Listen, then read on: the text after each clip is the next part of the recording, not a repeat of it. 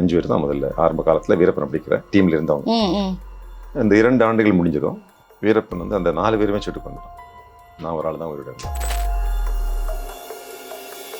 வீரப்பன் வந்து தமிழ் மொழி உண்மையாக இருந்தாலும் அவர் வந்து உண்மையிலே கர்நாடகா சேர்ந்தவர் தான். வீரப்பன் வந்து இந்த சத்தியமங்கலம் ஏரியாவில் வந்து பஸ்ஸே போகக்கூடாது, என்னுடைய கட்டுப்பாட்டில் இருக்குது அப்படிங்கிற ஒரு ரூல்ஸ் வச்சுட்டு வந்து அந்த நேரம் தான் அங்கே வண்டியே போகாது, போலீஸ் போக முடியாது. அந்த மாதிரி சூழ்நிலையில் தான் நான் போய் சேர்றேன்.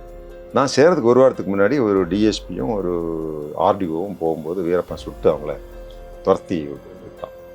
பஸ்ஸை எடுத்துகிட்டு போகணும்னு சொல்லி நான் ஒரு பஸ் எடுத்துகிட்டு போனேன் அந்த ஊருக்கு. அந்த பஸ் போகிற வழியிலேயே அந்த பஸ்ஸை அட்டாக் பண்ணிட்டாங்க.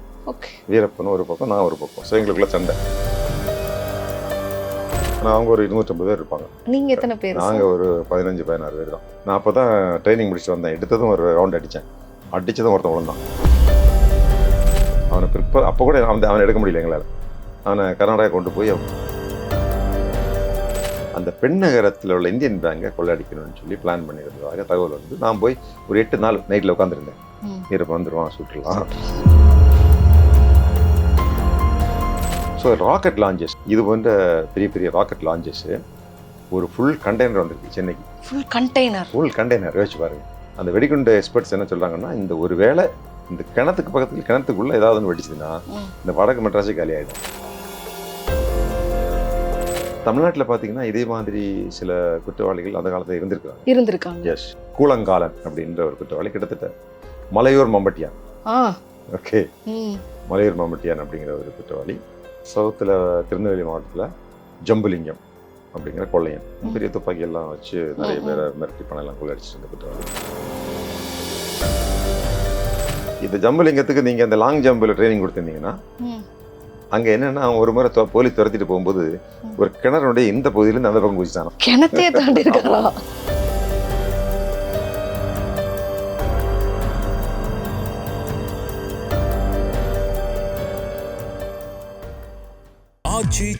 எந்த சமையலும் ருசி தேடும் ரகசியம் 20 ரூபாய்.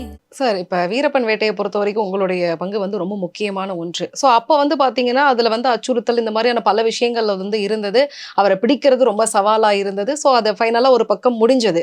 இன்னைக்கு இருக்கிற காலகட்டத்தில் வந்து பார்த்தீங்கன்னா அவரோட கதையை வந்து படமாக எடுக்கிறாங்க, நிறைய பேர் வந்து வெப் சீரிஸாக எடுக்கிறாங்க, ஒரு ஹீரோவாக அவரை கன்வெர்ட் பண்ணி நிறைய விஷயங்கள் வந்து ப்ரொமோட் பண்ணக்கூடிய சில விஷயங்களும் நடந்துகிட்டு இருக்குல்ல. ஸோ ரியலாக வந்து உங்களுடைய பார்வையில் அது எப்படிப்பட்ட ஒரு விஷயமா இருந்ததுங்கிற தகவல் வந்து இன்றைய தலைமுறையினரை தெரிஞ்சுக்கணும்னு நினைக்கிறேன் சார். கோபிச்செட்டிப்பாளையத்தில் நான் போய் ஜாயின் பண்ணும்போது 1989 ஆண்டு அந்த சப்டிவிஷன், அந்த மாவட்டத்தினுடைய மிக முக்கியமான வேலை இந்த சத்தியமங்கலம் ஃபாரஸ்ட்ல இருக்கிற வீரப்பனை பிடிக்கணும். ஏன்னா சில நாட்களுக்கு முன்னாடி சிதம்பரம் அப்படிங்கிற ஒரு ஃபாரஸ்ட் ரேஞ்ச் ஆஃபீஸரை வீரப்பன் அந்த சத்தியமங்கலத்துக்கு பக்கத்தில் குண்டேரி பள்ளம் அப்படிங்கிற இடத்துல வரவழைச்சி சுட்டு கொண்டான். அதுக்கு கொஞ்ச நாளைக்கு முன்னாடி பர்கூரில் 2 ஃபாரஸ்ட் கார்டை சுட்டு கொண்டான். இதனால கண்டிப்பாக பிடிச்சாகணும் அப்படிங்கிற மாதிரி அந்த டைமில் அங்கேருந்து இது சந்தன மரத்தெல்லாம் வெட்டி வீரப்பன் கடத்திட்டு இருந்தார். அப்போதான். ஸோ அந்த நேரத்தில் இவங்களை பிடிக்கிறதுக்காக எங்களுக்கு ஒரு 100 போலீஸ் கான்ஸ்டபிள்ஸும் கொடுத்துருந்தாங்க. அதுக்கு பேர் special police, Tamil Nadu special police. அது எங்கேன்னா சத்தியமங்கலம், அங்கேருந்து கடம்பூர்லேருந்து மாக்காம்பாளையம், ஒரு சின்ன ஊர், அதுக்கு அந்த பக்கம் ராமபுரா, கர்நாடகா. அப்போ என்னுடைய பொறுப்பு அப்போ என்னென்னா, நான் அங்கே இருக்கும்போதுங்க வீரப்பன் வந்து இந்த சத்தியமங்கலம் ஏரியாவில் வந்து பஸ்ஸே போகக்கூடாது, என்னுடைய கட்டுப்பாட்டில் இருக்குது அப்படிங்கிற ஒரு ரூல்ஸ் வச்சுட்டு வந்து அந்த நேரம் தான் அங்கே வண்டியே போகாது, போலீஸ் போக முடியாது. அந்த மாதிரி சூழ்நிலையில் தான் நான் போய் சேர்றேன். நான் சேர்றதுக்கு ஒரு வாரத்துக்கு முன்னாடி ஒரு டிஎஸ்பியும் ஒரு ஆர்டிஓவும் போகும்போது வீரப்பன் சுட்டு அவங்கள துரத்தி விட்டான். ஸோ அவங்களால அங்கே போக முடியல. பஸ்ஸை எடுத்துகிட்டு போகணும்னு சொல்லி நான் ஒரு பஸ் எடுத்துகிட்டு போனேன் அந்த ஊருக்கு.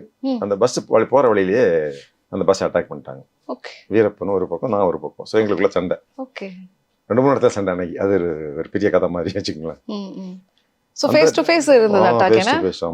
ஆனால் அவங்க ஒரு 250 பேர் இருப்பாங்க. நீங்கள் எத்தனை பேர்? நாங்கள் ஒரு 15-16 பேர் தான். நான் அப்போ தான் ட்ரைனிங் முடிச்சுட்டு வந்தேன். எடுத்ததும் ஒரு ரவுண்ட் அடித்தேன். அடித்ததும் ஒருத்தன் விழுந்தான். அவனை அப்போ கூட அவனை எடுக்க முடியல எங்களால். அவனை கர்நாடகா கொண்டு போய் அவன் பழச்சிட்டான். அவன் பேர் கிழமைன்னு பேர். அவன் ஒரு மிலிட்ரி, எக்ஸ் மிலிட்ரி. ஸோ அவனெல்லாம் ஃபாலோ பண்ணது இறந்து போன ஸ்ரீனிவாசன். ஸோ அப்படி வந்து கிட்டத்தட்ட ஒரு ஆண்டு. அப்போ அங்கே ஃபாரஸ்ட்டில் வந்து ஒரு ஆஃபீஸர் இருந்தார், பத்திரசாமி. அவரும் ரொம்ப கோஆப்ரேட் பண்ணுவார். இன்னும் இருக்கார் அவர், பத்திரசாமி. அவர்கிட்ட கேட்டால் எல்லாருமே தெரியும். ஆனால் என்ன பண்ணிட்டோம், நாங்கள் பஸ்ஸை கொண்டு போயிட்டோம். எலெக்ஷன் நடக்குது. அப்போ எலெக்ஷன் நடத்தக்கூடாது அப்படிங்கிறது தான் வீரப்பனுடைய ஆர்டர். எலெக்ஷன் நடத்தி முடிச்சிட்டோம். அப்புறம் நம்ம தாங்க முடியாமல் அடுத்த ஒரு ஷூட்டிங்கில் வந்து 2 பேர் அவங்க சைடில் இருந்துட்டாங்க. அதுக்கு பிறகு வீரப்பனுடைய ஆட்கள்லாம் போயிட்டாங்க வீட்டுக்கு. அப்புறம் நிறைய பிடிச்சோம். ஒரு மாரியப்பன், பெரிய மாரியப்பன், சின்ன மாரியப்பன், கம்பன் அப்படின்னு ஒரு 8-9 பேர் அரெஸ்ட் பண்ணிட்டோம். அதோட வீரப்பன் வந்து அந்த பக்கம் போயிட்டாப்புல. அதாவது கோபிநத்தம். கோபிநத்தம்ங்கிறது வீரப்பனுடைய சொந்த ஊர். அது கர்நாடகாவில் தான் இருக்கு. ஸோ வீரப்பன் வந்து தமிழ் மொழி உண்மையாக இருந்தாலும் அவர் வந்து உண்மையிலே கர்நாடகா சேர்ந்தவர் தான். அதான் இதுல பெரிய ஜோக் என்னன்னா, ராஜகுமார் வந்து கர்நாடகாக்காரரு, சினிமா நடிகர். அவருக்காக வந்து பெரிய போராட்டம் நடத்துறாங்க. அவர் கடத்திட்டு போறோம்.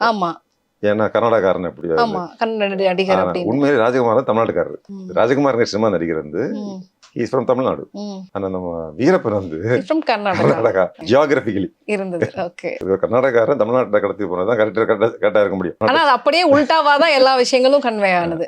அதுல வந்து ஒரு ஜாதி ஆங்கிள் இருக்கு. ஸோ அப்போ வந்து அந்த பக்கம் என்னைய வந்து தருமபுரிக்கு மாத்தினாங்க. தருமபுரியில வந்து வீரப்பனை பிடிக்கிறதுக்காக நிறைய அங்கே ஊகங்கள்லாம் வகுத்தோம். அப்போது வீரப்பனுடைய ஒய்ஃப் அவங்களுக்கு குழந்தை பிறந்திருந்தது. அந்த ஹெல்ப் எல்லாம் நம்ம போலீஸ் டிபார்ட்மெண்ட்ல தான் பண்ணியிருந்தோம். அவங்க மூலமாக வீரப்பனை சரண்டர் பண்ண வைக்கலாம் அப்படின்னு நிறைய முயற்சி எடுத்தோம். அது பலிக்கலை. ஆனால் அதுக்கு மறு வீரப்பன் வந்து எங்கள்கிட்ட சரண்டர் ஆகலாம், நீங்கள் வந்துருங்கன்னு சொல்லி ஸ்ரீனிவாசனும் நானும் ஃபாரஸ்ட்டுக்குள்ளேயே 15 நாள் தங்குறோம். ஏன்னா வீரப்பனுடைய சிஸ்டர் இருந்தாங்க, அவங்க மாரின்னு சொல்லி. அவங்க வந்து பேசி நீங்கள் இந்த மாதிரி ஸ்ரீனிவாசன் வந்துட்டாருன்னா அவர் சரண்டர் ஆகிடுவார், சைலேந்திரபாபு பிடிக்காதவருக்கு, ஆனால் ஸ்ரீனிவாசன் தான் சரண்டர் ஆகும்னு சொல்லி நாங்கள் 2 உள்ளே போனோம். 15 நாள் ட்ரை பண்ணி பார்த்தோம், கிடைக்கல. அந்த டைமில் 5 பேர் இருந்தாங்க போலீஸ் வீரப்பனை பிடிக்கிறதுக்கு. மைசூர் எஸ்பி ஹரிகிருஷ்ணா, டிஎஃப்ஓ ஸ்ரீனிவாசா, பெரிய ஆள். ஸ்ரீனிவாசா பற்றி ஒரு சினிமா எடுக்கலாம். வீரப்பனை பிடிக்கிறது ரொம்ப, வீரப்பனை பிடிச்சிருக்காரு அவர் ஏற்கனவே. பிடிச்சி அவர்கிட்ட இருந்து நிறைய யானை தந்தங்கள்லாம் பண்ணி கூடவே தங்க வச்சிருப்பார். கொச்சின்ல எல்லாம் ரூம்லேயே கூடவே தங்க வச்சிருப்பார். யாரும் அடிக்க மாட்டார், தொந்தரவு பண்ண மாட்டார். நல்ல மனிதன். ஆனால் அவர் மேலே வேற விதமான புகார் குற்றச்சாட்டை பண்ணி அவரை கொண்டுட்டாங்க. ஸோ 3வது எஸ்ஐ சக்கீல், எஸ்ஐ தினேஷ், இப்படி நான் 5 பேர் தான் முதல்ல ஆரம்ப காலத்தில் வீரப்பனை பிடிக்கிற டீமில் இருந்தவங்க. இந்த 2 ஆண்டுகள் முடிஞ்சதும் வீரப்பன் வந்து அந்த 4 பேருமே சுட்டு கொண்டுட்டான். நான் ஒரு ஆள் தான் உயிரோட இருந்தேன். ஸோ அதுக்கு பிறகு எனக்கு ப்ரமோஷன் வந்துட்டு நான் வந்துட்டேன். நான் இருக்கும்போதே ஒரு முறை வீரப்பன் கும்பல் வந்து என்ன பண்ணிட்டாங்க, தருமபுரி மாவட்டத்தில் ஒகேனக்கலுக்கும் தருமபுரிக்கும் இடையில ஒரு ஊர் இருக்கு, பெண்ணாடம், பெண் நகரம். தருமபுரிக்கும் ஒகேனக்கலுக்கும் பெண்ணகரம் ஒரு பெண்ணகரம். அந்த பெண்ணகரத்தில் உள்ள இந்தியன் பேங்கை கொள்ளையடிக்கணும்னு சொல்லி பிளான் பண்ணியிருந்ததாக தகவல் வந்து நான் போய் ஒரு 8 நாள் நைட்டில் உட்காந்துருந்தேன். வீரப்பன் வந்துடுவான், சுட்டுலாம், அவன் சொல்லலாம், நம்மளும் சொல்லலாம். ஆனால் 8 நாள் வரல. உடனே எஸ்பி சொன்னார், அம்மா இன்ஃபர்மேஷன் தப்பாக இருக்கும். என்னுடைய ஹெட் குவார்ட்டர் வந்து தருமபுரி. நான் வந்துட்டேன். அன்னைக்கு நைட்டில் வீரப்பன் அட்டாக் பண்ணிட்டான். பண்ணி அதில் ஒரு கான்ஸ்டபிள் இருந்துட்டாரு. பட் அந்த பேங்குக்குள்ளே போக முடியல அவங்களால. போலீஸ் திருப்பிக்கிட்டான். அதுக்கு பிறகு வீரப்பன் வந்து ராஜகுமார் கடத்திட்டு போகும்போது, அப்போது நான் டிசி அடையார், சென்னையில் அடையார். அப்போது சீஃப் மினிஸ்டர், அன்னைக்கு சீஃப் மினிஸ்டர் மதிப்புக்குரிய திரு கருணாநிதி அவர்கள் என்னைய ஸ்பெஷல் ஆஃபீஸராக நியமித்தார். அந்த ராஜகுமார் ஆக்சுவலாக ராஜகுமார் ரிலீஸ் பண்ண பிறகு தான் இது நடந்தது. பட் அது நான் கொஞ்சம் ஷார்ட் பீரியட் தான் இருந்தேன். அதுக்கு பிறகு எனக்கு ப்ரொமோஷன் வந்து போய் நான் வந்து போயிட்டேன். ஸோ வீரப்பனை பொறுத்த வரைக்கும் ஆரம்ப கட்டத்தில் மட்டும்தான் நான் இருந்தேன். பிற்காலத்தில் வந்து ஒரு பஸ்ஸில் போன போலீஸ் அதிகாரிகள்லாம் வீரப்பன் வந்து வெடி மருந்து வச்சு அந்த 22 பேர் இறந்துட்டாங்க ஒரே நிகழ்ச்சியில். அதுக்கு பிறகு எஸ்டிஎஃப்னு வந்தது, ஸ்பெஷல் டாஸ்க் ஃபோர்ஸ். ஸோ அந்த பீரியடில் தான் அங்கே இல்லை. ஸோ ஆரம்ப கட்டத்தில் தான் எனக்கு வீரப்பனை பற்றிய ஒரு விவரங்கள் தெரியும். எங்களை பொறுத்த வரைக்கும் அந்த டைமில் கொலை வழக்குகள் சம்மந்தப்பட்ட குற்றவாளி, நிறைய யானைகளை சுட்ட குற்றவாளி, ஆயிரக்கணக்கான சந்தன மரங்களை வெட்டி விட்ட குற்றவாளி. இவ்வளோதான் வீரப்பனை பொறுத்த வரைக்கும் காவல்துறைக்கும் இல்லை. ஆனால் தமிழ்நாட்டில் பார்த்தீங்கன்னா இதே மாதிரி சில குற்றவாளிகள் அந்த காலத்தில் இருந்திருக்காங்க. எஸ், கூலங்காலன் அப்படின்ற ஒரு குற்றவாளி, கிட்டத்தட்ட மலையூர் மம்பட்டியான். ஓகே, மலையூர் மம்பட்டியான் அப்படிங்கிற ஒரு குற்றவாளி. சவுத்தில் திருநெல்வேலி மாவட்டத்தில் ஜம்புலிங்கம் அப்படிங்கிற கொள்ளையன், பெரிய துப்பாக்கி எல்லாம் வச்சு நிறைய பேரை மிரட்டி பணம் எல்லாம் கொள்ளையடிச்சிட்டு இருந்த குற்றவாளி. அந்த ஜம்புலிங்கம் கூட என்ன சொல்கிறாங்கன்னா, அந்த பகுதியில் ஒரு இங்கிலீஷ் லேடி, ஒரு அம்மா, ஏமி கார்மெஷல் அப்படின்றவங்க, இந்த தேவதாசி ஒழிப்பில் ரொம்ப தீவிரமாக இருந்தவங்க. நிறைய பிள்ளைகளை, அவங்க சின்ன பிள்ளைகளை மீட்டு கொண்டு வந்து அவங்கள நர்சஸ்ஸு, டாக்டர்ஸு, டீச்சர்ஸ் அந்த மாதிரி மாற்றிருக்காங்க. 1000க்கும் மேற்பட்ட பிள்ளைகளை. இன்றைக்கும் அந்த அந்த டோனாவூர் அப்படிங்கிற இடத்துல அந்த பள்ளிக்கூடங்கள் இன்னும் இருக்குது, சிவப்பு பில்டிங் பார்க்கலாம். அந்த அம்மா கடைசி இங்கே தான் இறந்தது. அந்த அம்மா என்ன சொல்லியிருக்காங்கன்னா, இந்த ஜம்புலிங்கத்துக்கு நீங்கள் அந்த லாங் ஜம்பில் ட்ரைனிங் கொடுத்துருந்தீங்கன்னா அங்கே என்னன்னா அவன் ஒரு முறை போலீஸ் துரத்திட்டு போகும்போது ஒரு கிணறுடைய இந்த பகுதியிலேருந்து அந்த பக்கம் குதிச்சான். கிணத்தையே தாண்டி இருக்காரா? அப்படி சொல்றாங்க அப்படின்னு ஒரு லெஜெண்ட், ஓகே. ஒரு பேச்சு. ஸோ ஒருவேளை இவனுக்கு வந்து நீங்க லாங் ஜம்ப் ட்ரைனிங் கொடுத்தீங்கன்னா அவர் ஒலிம்பிக்லேயே போய் மெடல் வாங்கிட்டு இருந்திருப்பாரு. அப்படி பண்ணியிருப்பான் அவனை போய் நீங்க இந்த மாதிரி. பட் அவனை கடைசியா வந்து போலீஸே பிடிச்சி சுட்டு கொண்டாங்கன்னு நினைக்கிறேன். இந்த மலையூர் மம்பட்டியான பிடிச்சது ஒரு இன்ஸ்பெக்டர், அவருக்கு பேரு பிரேம்குமார். பிரேம்குமார் வந்து நம்மகிட்ட ஒர்க் பண்ணியிருக்காரு. நான் கடலூர் எஸ்பியாக இருக்கும்போது அவர் எனக்கு ஏடிஎஸ்பி. சார், இந்த மாதிரி குற்ற பின்னணியில் இருக்கிறவங்க எல்லாம் வந்து ஒரு கட்டத்துக்கு பிறகு வந்து ஹீரோக்களாக கொண்டாடக்கூடிய மென்டாலிட்டி வந்து எப்படி சார் பார்க்குறீங்க? ஏன்னா நிறைய வெப் சீரிஸோ இல்லை படங்களோ வந்து பார்த்தீங்கன்னா ரொம்ப அழகாக ப்ரைஸ் பண்ணுற மாதிரி தான் பார்க்க முடியுது. மலையூர் மம்பட்டியானே கூட பார்த்தீங்கன்னா உங்களை பொறுத்த வரைக்கும் தான் வந்து அது குற்ற பின்னணி உள்ள ஒரு நபராக இருக்காங்க. ஆனால் இங்கே ஒரு ஹீரோ மெட்டீரியலாக தான் வந்து கொண்டாடி இருக்காங்க. ஒரு சில அளவுக்கு மேலே பெரிய குற்றவாளி ஆயிட்டாங்கன்னா, ஒரு ஆளை கொண்டுட்டாங்கன்னா சாதாரண குற்றவாளி, 100 பேர் கொன்னா தலைவனா? ஆமாம், கிட்டத்தட்ட அப்படி வரும்போது அவருக்குன்னு சில முக்கியத்துவம் வரும். இப்போ வீரப்பனுடைய கேஸில் பார்த்தீங்கன்னா அந்த ராஜகுமார் கடத்திட்டு போகும்போது அவருடைய டிமாண்டை பாருங்களேன். இந்த மாதிரி தமிழ்நாட்டுக்கு தண்ணி கொடுக்கணும், இல்லாட்டி தமிழ் பேசுகிறவங்களுக்கு கர்நாடகாவில் ரிசர்வேஷன் கொடுக்கணும், இது போன்ற சில டிமாண்ட் வரும்போது ஒரு தமிழ் தேசியவாதிங்கிற ஒரு அடையாளம் ஏற்படுது. வரும்போது அவங்களுடைய பார்வையை மாறுது. இல்லாட்டி நம்ம தமிழ்நாட்டை சேர்ந்தவர், இல்லாட்டி ஒரு குறிப்பிட்ட பிரிவை சேர்ந்தவர் அப்படிங்கிறது, அந்த பிரிவை சேர்ந்தவங்களுக்கு அவரை வந்து குளோரிஃபை பண்ணுறதுக்கு ஒரு சான்ஸ் இருக்குது, வாய்ப்பு இருக்குது. அது இந்த மாதிரி டெமோக்ரஸியில் அதெல்லாம் வரத்தான் செய்யும்.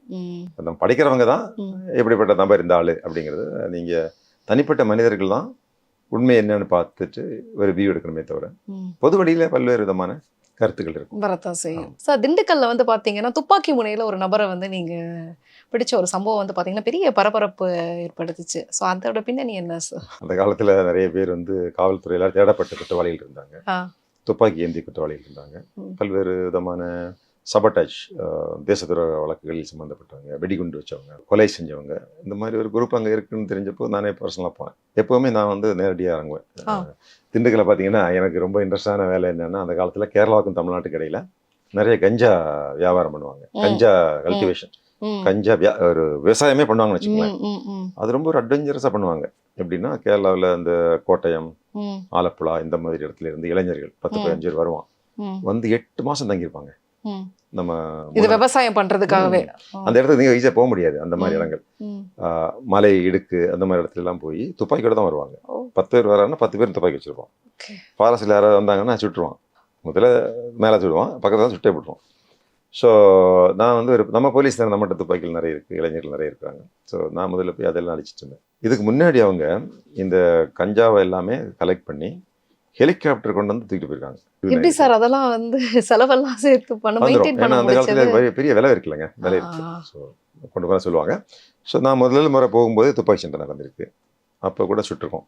அதில் ஒருத்தன் வந்து பொழைச்சிக்கிட்டான். என் கூட வந்தவங்க எல்லாம் முருகேசன், பிச்சைக்காரன், ஒரு கான்ஸ்டபிள் பேர் பிச்சைக்காரன், அதுக்கெல்லாம் ப்ரொமோஷன் வந்தது. ஸோ அவ்வளோ டேரிங் எல்லாம் போய் பண்ணிட்டு இருப்போம். இந்த ஸ்பாட்டில் தான் போவேன். ஸோ இந்த மாதிரி துப்பாக்கி ஏந்திய குற்றவாளிகள் தமிழ்நாடு போலீஸால் தேடப்படக்கூடிய 1 லட்சம் ரூபா பிடிச்சா அப்படிங்கிற குற்றவாளியோட நானே பர்சனலாக போனேன். எங்களை சுட்டாங்க, நாங்கள் திருப்பி சுட்டோம். அதில் ஒரு ஆள் இறந்துட்டாரு, ஒரு நபர் ஓடிட்டான். வீரப்பன் கூட தான் பிடிச்சாங்கன்னு நினைக்கிறேன், சம்திங் லைக் தட். அவங்க வந்து அந்த குரூப் மறுபடியும் வீரப்பனோட சேர்ந்துட்டாங்க. ஸோ இப்படி வந்து ஒரு துறையில் ஒரு முக்கிய பொறுப்பில் இருக்கிறவங்க நேரடியான ஒரு நடவடிக்கையில் இறங்குறது என்பது காவல்துறைக்கு வந்து அவங்க வேலை பார்க்குறவங்களுக்கு ஒரு திருப்தியையும் ஒரு தைரியத்தை கொடுக்கும். Leading from the front, military மாதிரி தான் போலீஸும். போலீஸ் அதிகாரிகள், உயர் அதிகாரிகள் வந்து முன்னாடி நின்று பெரிய பெரிய கலவரம் வருதுன்னு வச்சுக்கோங்களேன், அப்போ வந்து நம்ம தான் முதல்ல நிற்கணும். நம்ம இல்லை, நம்ம மாவட்ட அதிகாரி இல்லை, அப்படி அவர் அவாய்டு பண்ணுறாரு, அவர் ஆஃபீஸில் உட்காந்துருக்கிறாருன்னா அடுத்த ரேங்கில் உள்ளவங்க கொஞ்சம் பயப்படுவாங்க, அப்படியே போயிடுவாங்க. அதனால தான் பெரிய பெரிய கலவரங்கள்லாம் அந்த காலத்தில் நடந்துருக்குது. பார்த்தீங்கன்னா மேல் அதிகாரிகள், பெரிய அதிகாரிகள் வந்து களத்தில் இறங்கி ஒரு பொறுப்பு எடுக்காமல் இருந்துருவாங்க. அது இன்ஸ்பெக்டர் பார்த்துக்குவாரு, அது வந்து டிஎஸ்பி பார்த்துக்குவாரு. அப்படின்னா அவங்களும் நம்மள மாதிரி தானே. இன்னும் சொல்ல போனால் உயர் அதிகாரி தான், மாவட்ட எஸ்பின்னா என் கண்ட்ரோல் வந்து 1500 பேர் இருப்பாங்க, என் கண்ட்ரோல் வந்து 300 பேர் துப்பாக்கி ஏந்திய போலீஸ் இருக்கும். எஸ்பின்னா ஒரு வெயிட் இருக்கும். அதை விட்டுட்டு நீங்கள் போய் பார்த்துக்குங்க டிஎஸ்பி, நீங்கள் போங்க இன்ஸ்பெக்டர் அப்படின்னா அவங்களால பெரிய கும்பலெல்லாம் ஒன்றும் பண்ண முடியாது. சார் சென்னையில் கூட ஒரு டைம் வந்து பார்த்தீங்கன்னா மிசைல்ஸ்லாம் எடுத்துகிட்டு போய் நடுக்கடலில் போய் டிஃப்யூஸ் பண்ணி ஒரு பெரிய ஒரு விஷயங்கள் வந்து நீங்கள் பண்ணியிருக்கீங்க. ஸோ அந்த இன்சிடென்ட் பண்ணி கூட வந்து பார்த்தீங்கன்னா இன்னைக்கு இருக்கக்கூடிய பலருக்கு வந்து அது தெரியாத ஒரு விஷயமா இருக்கும். ஸோ இதே மாதிரி ஒரு சேம் இன்சிடென்ட் வந்து பார்த்தீங்கன்னா உளவுத்துறை படத்தில் வந்து விஜயகாந்த் அவர்கள் ஒரு சேம் சினாரியோ வந்து இருக்கும். ஸோ அதெல்லாம் எப்படி சார்? இந்த காவல்துறையில் 1500 காவல் நிலையங்கள் இருக்குது. இன்னைக்கு கூட இப்போ கூட ஏதாவது ஒரு காவல் நிலையத்தில் ஒரு அற்புதமான செயலை ஒரு இன்ஸ்பெக்டர் சப் இன்ஸ்பெக்டர் பண்ணுவார். ஆனால் நம்ம வெளி உலகத்துக்கு தெரியாது. தெரியும். ஓகே, நம்ம சென்னையில் இருக்கும்போதுங்க வேளச்சேரியில் ஒரு விபத்து. என்ன விபத்துன்னா, நானும் போனேன். உடனே என்னுடைய லிமிட் கிடையாது. வேளச்சேரியில் பாம்பு வெடிச்சதுன்னு சொல்லிட்டாங்க. ஓகே, நான் உள்ளே போனேன். அப்போ பாம்பெல்லாம் இல்லை சார், சும்மா அந்த மாதிரி ஒரு ஸ்கிராப் வந்து வெடிச்சிட்டுது அப்படின்னு சொன்னாங்க. மிலிட்ரியிலேருந்தெல்லாம் இருக்கு இல்லையா, வெடிக்காமல் இருக்கக்கூடிய குண்டு, அது வெடிச்சிருக்கு. அதனால அப்புறம் பார்த்தாக்கா அந்த ஷேப்பெல்லாம் பார்த்தாக்கா கிட்டத்தட்ட இராணுவ வெடி குண்டு மாதிரி தான் இருந்தது. நான் உடனே அது என்ன இதுன்னு விசாரிச்சு பார்த்தா அவன் சொன்னா, சார் இந்த மாதிரி வடக்கு மெட்ராஸில் தான் போய் வாங்கணும், ஸ்கிராப் வாங்கணும் சார். ஸ்கிராப் வாங்கி அப்படியே இருக்கு, அது ஒரு கூம்பு மாதிரி இருக்கு. அதை வந்து சுத்தியால ஒருத்தன் உடச்சான், அடிச்ச உடனே அது வெடிச்சிருச்சு. 3 பேர் ஸ்பாட்லேயே காலி. அப்புறம் விசாரிச்சு பார்த்தாங்க, ஒரு 15 நாளைக்கு முன்னாடி இதே மாதிரி மாதவரத்தில் ஒன்று நடந்திருக்கு, அங்கே ஒரு ஆள் இறந்திருக்கான். ஸோ இதை கனெக்ட் பண்ணி பார்த்தாக்கா இந்த பொருள் வந்து இந்தியாவுக்கு சென்னைக்கு ஒரு இரும்பு ஸ்கிராப் வேஸ்ட் மெட்டீரியல் மாதிரி தான் வந்திருக்கு. ஆனால் எல்லாமே ஆப்பிரிக்காவில் குறிப்பிட்ட நாட்டில் ரெபல்ஸ், அதாவது சில நாடுகளில் பார்த்தீங்கன்னா இப்போ இந்த லெபனான், அதே மாதிரி இந்த நைஜீரியா, இதெல்லாம் பார்த்தீங்கன்னா அரசாங்கம் ராணுவம் இருக்கும், தனியார் ராணுவம் இருக்கும், அவங்களுக்கு எதிரான. இப்போ ஆப்போசிட் பார்ட்டின்னு வச்சுக்கோங்களேன், எதிர்கட்சியை சேர்ந்தவங்க நம்ம ஒரு மாதிரி கொடி பிடிச்சிட்டு இந்த மாதிரி உண்ணாவிரதம் இல்லை சத்தியாகிரகம் உட்காந்துருக்க மாட்டாங்க. இவங்களும் அவங்க மாதிரி துப்பாக்கி வச்சிருப்பாங்க, அவங்கள சுடுவாங்க. ஸோ ராக்கெட் லான்ச்சஸ், ராக்கெட்டில் வந்து ராக்கெட்டை விட்டு அடிக்கிறது, இது போன்ற பெரிய பெரிய ராக்கெட் லான்ச்சஸ் ஒரு ஃபுல் கண்டெய்னர் வந்திருக்கு சென்னைக்கு. ஃபுல் கண்டெய்னர் யோசிச்சு பாருங்க, இரும்புங்கிற கணக்கெல்லாம் வருது. ஆனால் எல்லாமே லைவ் அம்யூனிஷன். அப்போது இந்த விஷயம் தெரிஞ்சவன அந்த ஓனர் என்ன பண்ணிட்டாரு, எல்லாத்தையும் கொண்டு போய் ஒரு கிணத்துல போட்டு விட்டாரு. கிணறு, பெரிய கிணறு. அப்போ விஜயகுமார் சார் கமிஷனர் சார், இந்த மாதிரி இருக்குது, என்ன பண்ணலாம், நீங்கள் வெளியே சொன்னால் எல்லாரும் பயந்துருவாங்க. அந்த வெடிகுண்டு எக்ஸ்பர்ட்ஸ் என்ன சொல்கிறாங்கன்னா, இந்த ஒரு வேளை இந்த கிணத்துக்கு பக்கத்தில் கிணத்துக்குள்ளே ஏதாவது ஒன்று வெடிச்சதுன்னா இந்த வடக்கு மெட்ராஸே காலி ஆகிடும். அவ்வளோ பெரிய அளவுக்கு அம்யூனிஷன் இருக்குது. ஒரு ராணுவ அதிகாரிகள் அவங்களுக்கு கன்சிடர் பண்ணால், எங்களால் ஒன்றும் பண்ண முடியாது, நீங்கள் தான் ஏதாவது பண்ணணும். நேவிட்ட கேட்டோம், சார் நீங்களாக அதை கொண்டு போய் எங்கள் கடலை ஒன்று போடுவீங்களா கேட்டால், அவங்க நாங்கள் போட மாட்டோம், நீங்கள் வேணால் மீன்பிடி படகுகளில் மேலே ஏற்றி கொண்டு போய் நடுக்கடலில் போடுங்க, ஒன்றும் ஆகாது, நடுக்கடலில் போட்டால் சேஃபு. சரின்னு சொல்லி எல்லாம் எங்கெங்கெல்லாம் பெர்மிஷன் வாங்கணுமோ எல்லாட்டையும் ஓரளவு சொல்லி எடுத்துட்டுங்க. ஒரு 13 போட்டு காசிமேட்டில் 13 போட்டுங்க. அதான் காவல்துறையில் பார்த்தீங்கன்னா ஒரு செயலை வந்து நம்ம செய்யணும்னா அப்படி ராணுவ வீரர்கள் மாதிரி நிற்பாங்க, செய்யணும். இவ்வளோ பெரிய ஆபத்துங்க, தெரியாமல் வெடிச்சுன்னா நமக்கு எல்லாம் கெட்ட பேர் ஆகிடும், நிறைய பேர் இறக்கிறது சான்ஸ் இருக்குது அப்படின்னா 13 போட்டு வந்துருச்சுங்க. அதுக்குள்ள ரொம்ப ஆக்டிவாக செயல்படுவாங்க. அதாவது இந்த காவல்துறை எனக்கு எங்களுக்கு ரொம்ப பிடிச்சதே, நான் 3 துறையில் வேலை பார்த்துருக்கேன். காவல்துறை, தீயணைப்புத்துறை, சிறைத்துறை, 3 துறைக்கும். இதில் என்ன ஒரு சிறப்பு அம்சம்னா, இந்த எல்லா துறையிலையுமே ஒரு தலைமை என்ன சொல்லுதோ அதை செய்யணுங்கிறதுல ரொம்ப ஆர்வமாக இருப்பாங்க. அதான் தலைமைக்கு முக்கியமே அதுதான். நீங்கள் ரொம்ப டல்லாக இருந்தீங்கன்னா அவங்களும் டல்லாக இருவாங்க. நீங்கள் ரொம்ப உற்சாகமாக ஒரு வேலையை செய்யணும், ஆமாங்க, இல்லைன்னா அவங்க வந்து அப்படி சொல்லுவாங்க. கிராமங்களில் சொல்லுவாங்கல்ல, நம்மளை விட அவங்க ஒரு ஸ்டெப் வேகம் காட்டுவாங்க. ஸோ அந்த மாதிரி காசிமேட்டில் 13 போட்டு போட்டுனா 20 ரூபாக எல்லாத்தையும் வண்டியில் ஏற்றுங்க, இந்த போட்டில் நிறுத்தி 20 ரூபாக கொண்டு போய் 16-17 நாட்டிக்கல் மைல்ஸ். இன்னைக்கு நீங்க போய் பாத்தீங்கன்னா அங்க கிடக்கும், இருக்கும் 16 நாட்டிக்கல் மைல் போய்ங்க அதை கொட்டணும் எல்லாத்தையும். கடலுக்குள்ள வச்சா ஒன்றும் ஆகாது. ஸோ வெடிகுண்டு நிபுணர்களுடைய அந்த ஆலோசனையின் பேர்ல கொண்டு ஓட்டிட்டு வந்தோம். அப்போ வந்து குமுதம் பத்திரிகையில திருவேங்கிமலை சரவணன் அப்படின்னு ஒரு பத்திரிகை நிருபர் இருந்தார். அவர் இதெல்லாம் மோப்பம் பிடிக்கக்கூடிய ஆளு. அவர் எங்கேயோ விசாரிச்சுட்டு, சார் இந்த மாதிரி பண்ணிட்டீங்களாமே, நீங்க வந்து ஆப்பிரிக்கால இருந்து வந்த இந்த மாதிரி மிசைல்ஸ், வெடிகுண்டுகள் இதிலெல்லாம் கொண்டு போய் நீங்க செயலிழக்க பண்ணிட்டீங்களாமே அப்படின்னு சொன்னாரு. ஆமாங்க, அதெல்லாம் உண்மைதான் அப்படின்னு சொல்லி அந்த டைம்ல இது செய்தியாகவே வந்தது. ஒரு ஆர்டிக்கிளே இதை பண்ணியிருந்தாங்க அந்த டைம்ல. ஸோ அதுக்கு பிறகுதான் நமக்கே தெரியும் நல்ல வேலை நம்ம பண்ணியிருக்கிறோம். அப்புறம் அந்த சம்மந்தப்பட்ட எல்லா டிபார்ட்மெண்ட்டுக்கும் இந்த மாதிரி நீ இம்போர்ட் பண்ணக்கூடாது அப்படிங்கிறத வார்ன் பண்ணி விட்டோம். ஸோ அந்த மரணம் வந்து இங்கே ஒரு 3 பேர், அங்கே இங்கே 3, அங்கே 1, 4 பேரோட சரியா போச்சுங்க. இல்லைன்னா ஒரு நார்த் மெட்ராஸுங்கிறதே காணாம போயிடும்.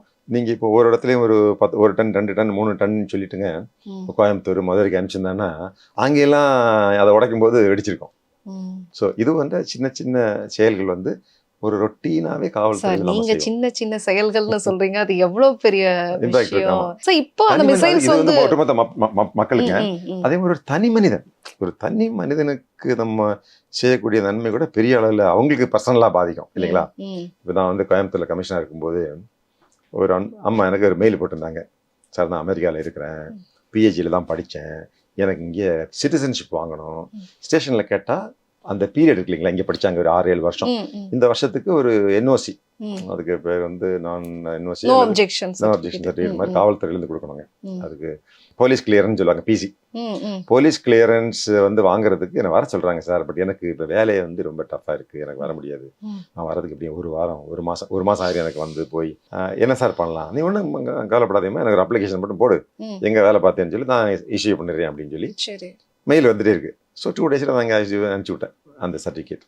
இந்த அம்மா இங்கே பிஹெச்டியில் படித்தாங்க, இன்ஜினியரிங் படித்தாங்க, அவங்க மேலே எந்த விதமான அங்கே பிஹெச்டியில் போய் இன்ஜினியரிங் படிக்க பொண்ணுங்க மேலே எனக்கு கொலை கேஸாக இருக்க போது Allegations ஒண்ணும் இல்ல கிடையாது, அப்படின்னு. இல்லை. அவங்க மேலே ஒன்றும் இல்லைன்னு சொல்லி அனுப்பிச்சி விட்டேன். அந்த அம்மா லெட்டர் போட்டது பாருங்க, ம். சார் நான் வந்து நினச்சே பார்க்கல சார், உண்மையிலேயே அடுத்த வாரம் டிக்கெட்டு போட்டு வரலான்னு தான் இருந்தேன். ம். எனக்கு சென்னைக்கு வந்து கோயம்புத்தூருக்கு வந்து அப்புறம் அவங்களெல்லாம் பார்த்து முடிச்சுட்டு எல்லாம் திருப்பி வரதுக்கு ஒரு 15 நாள் ஆயிருக்கும். ம், ம். அதே போல் சர்வ சாதாரண வந்து எனக்கு ஒரு சர்வீஸ் அனுப்பிச்சு கொடுத்துட்டீங்க கொடுத்துட்டீங்க. சார் அப்படின்னு என்னை வந்து ரொம்ப அவங்க லெட்டர் அனுப்பிச்சிருந்தாங்க. ம். சென்னையில் வந்து இந்த மாதிரி ஸ்கிராப் மெட்டீரியல்ஸ் வெடிக்குண்டு இதெல்லாம் கொண்டு போய் நம்ம கடலில் போடும்போது மக்கள் கூட பெரிய அளவில் நம்ம சேஃப்டி கொடுக்குறோம். ஆனால் ஒரு தனி மனிதனை நம்ம தொடக்கூடிய ஒரு சின்ன செயலுங்க, அதனால அவங்களுக்கு எவ்வளோ திருப்தியா, காவல்துறை மேலே எவ்வளோ அவங்க ஒரு கண்ணியம் வச்சிருப்பாங்க. நம்பிக்கையும் இருக்கு. ஒரு அம்மா வந்து சென்னையில் வந்துங்க பாவம், ஒரு நல்ல அப்பா அம்மா ஒரு பெரிய கம்பெனியில் வேலை பார்க்குறாங்க. இரவு கொள்ளையர்கள் உள்ள புகுந்து அந்த அம்மாவை அடித்து அவங்க வாயில் வந்து ஆசிட்டை ஊற்றி கொடுமை பண்ணி வீட்டில் உள்ள நகையெல்லாம் எடுத்து போயிட்டாங்க. அந்த துப்பாக்கி முனையில் தான் அந்த கொள்ளை நடந்தது. 24 ஹவர்ஸுங்க. அவனை போய் வண்ணாரப்பேட்டில் பிடிச்சி கொண்டு வந்து அந்த அம்மா ஆஸ்பத்திரிலாம் இருக்குது. இவன் தானே கேட்டேன். அவங்க ஐயா கண்டுபிடிச்சிட்டிங்க, ரொம்ப சந்தோஷம். பக்கத்தில் பார்த்துட்டு இருந்தது அவங்க அந்த அம்மாவுடைய பையன். ம். 4 வருஷம் கழித்து அந்த பையன் ஐபிஎஸ் ஆஃபீஸர் ஆகிறாங்க. இதே தமிழ்நாட்டுக்கு எஸ்பியாக வரான். இப்போ இங்கே இல்லை, அவர் டெபுடேஷனில் போயிட்டாரு. ஸோ காவல்துறை வந்து அங்கே அம்மாவை வந்து கொள்ளையடிச்சவனை போய் 24 ஹவர்ஸில் பிடிச்சிட்டு பிடிச்சிட்டு வந்து அப்போ காவல்துறை எப்படி தான் பிடிச்சாங்க? அப்போல்லாம் சிசிடிவி கேமரா கிடையாது, ஒண்ணுமே இல்ல. இவன் ஒரு டாய் கண்ணு தான் யூஸ் பண்ணியிருக்காங்க. ம், பட் அம்மா சொன்னதை பார்க்கும்போது ம், இது உண்மையான கண்ணாக இருக்காது. ம், இந்த படத்தை வரைஞ்சு பார்த்தா டாய் கண், இந்த டாய் கண்ணு இவன்ட்ட இருந்தது ம். அப்படின்னு ஒரு தகவல். அவனை பிடிச்சா கரெக்டாக அவன் தான். ஸோ அந்த அம்மாவுடைய பையன் தமிழ்நாட்டு காவல்துறையில் இன்னைக்கு ஐபிஎஸ் அதிகாரி. இப்போ தற்போதைக்கு அவர் ஒரு டெபுடேஷனில் இருக்கார், புரியுது சார். டெல்லியில் இருக்காரு. ஸோ ஒரு சின்ன நிகழ்ச்சி வந்து அந்த மனதின் அந்த சிறுவனுடைய மனதில் எவ்வளோ பெரிய தாக்கத்தை தாக்கத்தை ஏற்படுத்தியிருந்தா அவர் எவ்வளவு பெரிய ஒரு டிசிஷன் எடுத்து நடத்தி காமிச்சிருப்பாரு. ஒரு முறைங்க ஒரு 5 லேடிஸ் வந்திருந்தாங்க. ஆ.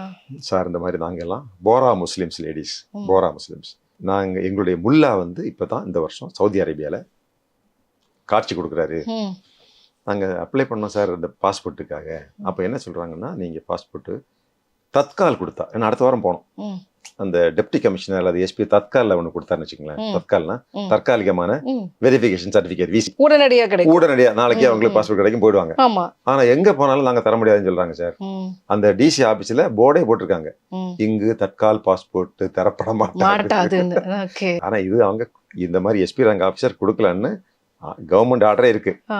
என்னங்க, ம், ஒரு ஸ்கூலு காலேஜ் வெளிநாட்டுக்கு போகணும், அவசரம், இறந்து போயிட்டாங்க யாராவது அப்படின்னா கொடுக்கலான்னு சொல்லி கவர்மெண்ட் அந்த அதிகாரத்தை கொடுத்துருக்கு. ம், ஆனால் அதிகாரிகள் என்ன பயப்படுறாங்கன்னா, ஒரு வேளை இவங்க அங்கே போய் இவங்க மேலே ஏதாவது கொலை கேஸ் ஏதாவது நடந்ததுன்னா, இல்லை இவங்க தீவிரவாதிகளாக இருந்தாங்கன்னா ம், நாளைக்கு நமக்கு வேலை போயிருமே ம், அப்படிங்கிற பயத்தில் யாரும் கொடுக்கறது இல்லை. ம், இந்த நம்மள்ட்ட விவரத்தை கேட்டுவாங்க, எத்தனை பேர் போனீங்க? 320 பேர் போகிறோம் சார். ம், நான் பார்த்தேன், எல்லா லேடிஸ். ம், அது அந்த போரா முஸ்லிம்ஸ் எல்லாம் எந்த பிரச்சனையும் போக மாட்டாங்களாம், விசாரிச்சு பார்த்துட்டேன். ம், எல்லா வருஷமும் அந்த முல்லா இந்தியாவில் தான் இருந்திருக்காரு, இந்த ஒரு வருஷம் தான் அங்கே இருக்காரு. ம், அதனால இவங்களுக்கு இந்த சென்னையை விட்டு வெளியே போகாதவங்களுக்கு ம். ஒரு முறை வெளிநாட்டுக்கே போகக்கூடிய ஒரு நல்ல வாய்ப்பு. சரின்னு சொல்லி எல்லாம் ஒன்று இன்ஸ்பெக்டர் கொடுத்து எல்லாரும் போய் விசாரிச்சுட்டு வாங்க அப்படின்னு சொல்லி 1 டேல எல்லாத்தையும் கொடுத்தேன். அவங்க மேலே ஒன்றும் வழக்கு இல்லை. ம். எல்லாம் போயிட்டு அங்கெல்லாம் சுற்றி பார்த்துட்டு மீண்டும் அந்த 10 பேர் வந்தாங்க. ஒரு பெரிய கடிதம், ம். இந்த மாதிரி நாங்கள் எல்லாருக்கும் வெளிநாட்டுக்கு போகிறதுக்கு ஒரு நல்ல சான்ஸ் நீங்கள் கொடுத்துருக்கீங்க, ரொம்ப தேங்க்ஸ். அதாவது நமக்கும் அந்த அவங்களுடைய அந்த ஹஜ் பயணம், அந்த அந்த முல்லா பார்க்குற பயணத்துக்கு எந்த தொடர்பும் கிடையாதுங்க. அவங்க போகிறாங்க, அதில் ஒரு அஃபிஷியல் ஒரு உதவி, சின்ன உதவி பண்ணுறோம். பட் அது அவங்க மனதில் அது எவ்வளோ பெரிய ஒரு தாக்கத்தை ஏற்படுத்தியிருக்கு இல்லைங்களா? ஸோ அதான் இந்த கவர்மெண்ட் வேலையில், குறிப்பாக போலீஸ் வேலையிலங்க, we can touch the life of a lot of people. Sir இப்போ அந்த மிசைல்ஸ் வந்து பாத்தீங்கன்னா இன்ன வரைக்கும் பிளாஸ்ட் ஆகாம இருக்குல்ல, அது ஏதாவது ஃபியூச்சர்ல ஏதாவது இதுக்கான பாசிபிலிட்டிஸ் ஏதாவது இருக்கா, இல்ல அதனால எந்த அதுக்கெல்லாம் பிரச்சனையும் ஒன்றும் இருக்காது? ஆகாது. இந்த மாதிரி ரொம்ப ஸோ ஆழமான அது பகுதிகள் இது. ஆ இதுதான், அதாவது பெரும்பாலும் அந்த வெடிக்காத பொருளை வந்து செயலாக்கப்படுறது ம், அங்கதான். அப்படிதான் இருக்கும்.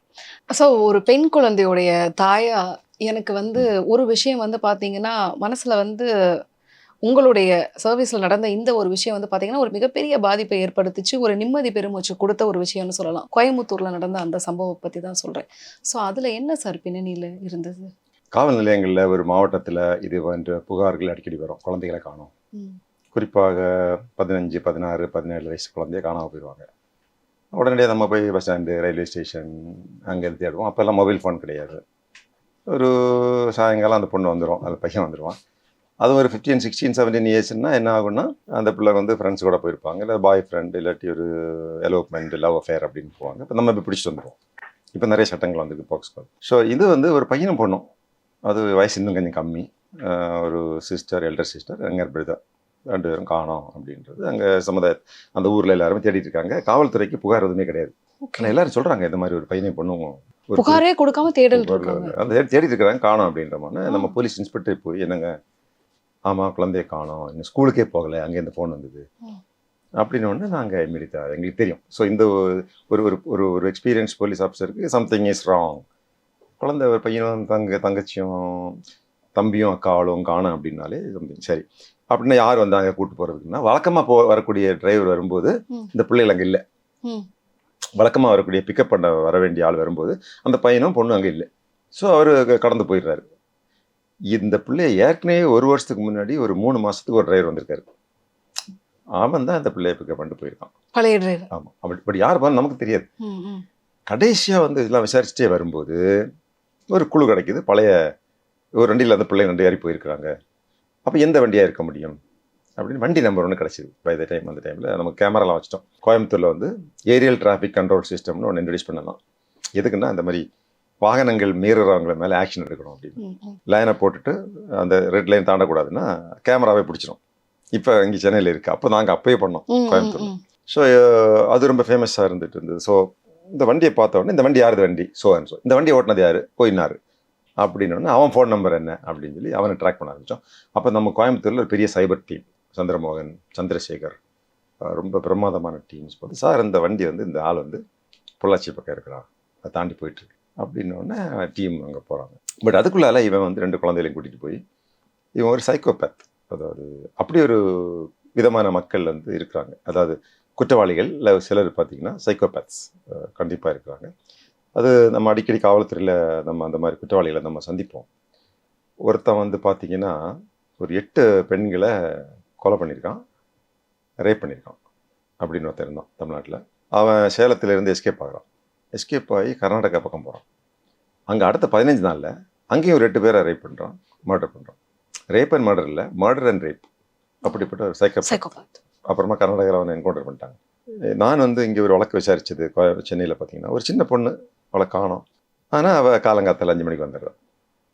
என்னென்னு பார்த்தா ஒரு ஆளை கூட்டிகிட்டு போய் அவளுக்கு சாப்பாடெல்லாம் போட்டு இரவு பூரா அவளை கூட வச்சுட்டு மொலஸ்ட் பண்ணிவிட்டு காலைல கொண்டு விட்டுறான்.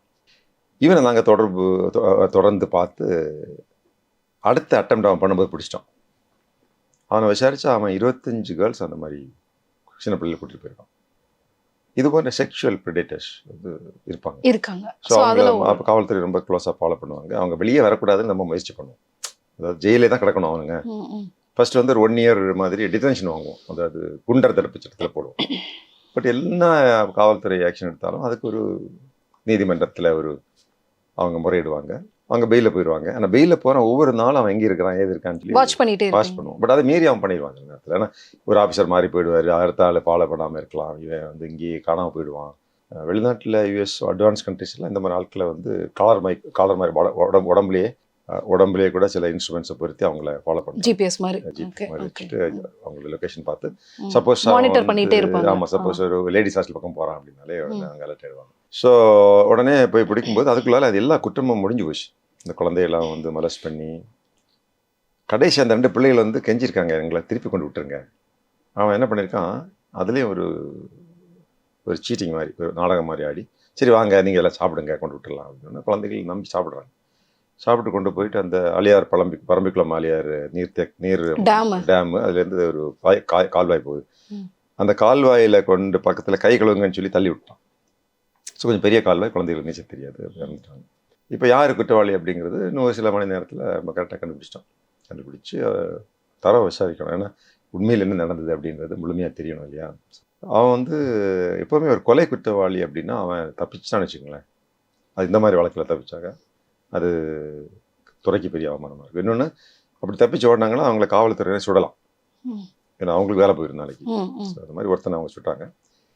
இன்னொரு நபருக்கு பொறுத்த வரைக்கும் ஒரு ப்ரொஃபஷனல் போலீஸ் டிபார்ட்மெண்ட் வந்து என்ன மாதிரி ஒரு தண்டனை வாங்கி தரணுமோ, செஷன்ஸ் கோர்ட் அவனுக்கு மரண தண்டனை, 2 மரண தண்டனை வாங்கி கொடுத்தோம். ஸ்டேட் ஹைகோர்ட் ஆஃப் மெட்ராஸ் அங்கேயும் 2 மரண தண்டனை ஊர்ஜிதப்படுத்துகிறோம். தொடர்ந்து நாங்கள் வழக்க விடலை. நான் அங்கே கோயம்புத்தூரில் 1.5 வருஷம் தான் இருந்தேன். இருந்தாலும் அங்கே வந்த அதிகாரிகள் தொடர்ந்து அதை ஃபாலோ பண்ணி சுப்ரீம் கோர்ட் ஆஃப் இந்தியா அங்கேயே அந்த 2வது குற்றவாளிக்கு மரண தண்டனை வாங்கி கொடுத்துருக்குறோம். பட் அவருக்கு இன்னும் நிறைவேற்றலை. இதில் மரண தண்டனை நிறைவேற்றுறது என்பது ரொம்ப அபூர்வமானது. அடுத்தது பிரசிடென்ட் ஆஃப் இந்தியா அங்கே வந்து மெர்சி பெட்டிஷன் போட்டுருவாங்க. ஸோ இது போன்ற சம்பவங்கள் அந்த குழந்தை இறந்த போது தீபாவளி சீசனுங்க. தீபாவளிக்கு அந்த கோயம்புத்தூர் மக்கள் தீபாவளியை கொண்டாடல. அப்படிப்பட்ட ஒரு சோகமான சூழ்நிலை இது. ஸோ இது போன்ற சூழ்நிலையில் இந்த புலன் விசாரணை, அது நம்ம எடுக்க வேண்டிய நடவடிக்கை, இந்த 2வது குற்றவாளிக்கு மரண தண்டனை, இதெல்லாம் தான் அந்த பொதுமக்களுக்கு ஒரு திருப்தி தரும். இந்த நபர் வந்து காவல்துறையிலேருந்து தப்பிச்சு ஓடும்போது அவன் சுட்ட அன்னைக்கு பொதுமக்கள் அன்னைக்கு தான் தீபாவளியை கொண்டாடுறாங்க. ஸோ இந்த நபர் இனி வந்து அந்த மாதிரி ஒரு எண்ணம் உள்ளவங்க கூட தமிழ்நாடு காவல்துறை வந்து சும்மா விடாது, மரண தண்டனை வரைக்கும் இந்த மாதிரி குற்றங்களை கிடச்சிரும் அப்படிங்கிற மாதிரி ஒரு எண்ணம் வரணும். ஆந்திராவில் அதே மாதிரி ஒரு பெண் வந்து எக்ஸாமினேஷன் எழுதிட்டு இருக்கும்போது பின்னாடி வந்து அவனுடைய எக்ஸ் பாய் ஃப்ரெண்டு அவன் வந்து அவளை கொலை பண்ணிக்குவான்.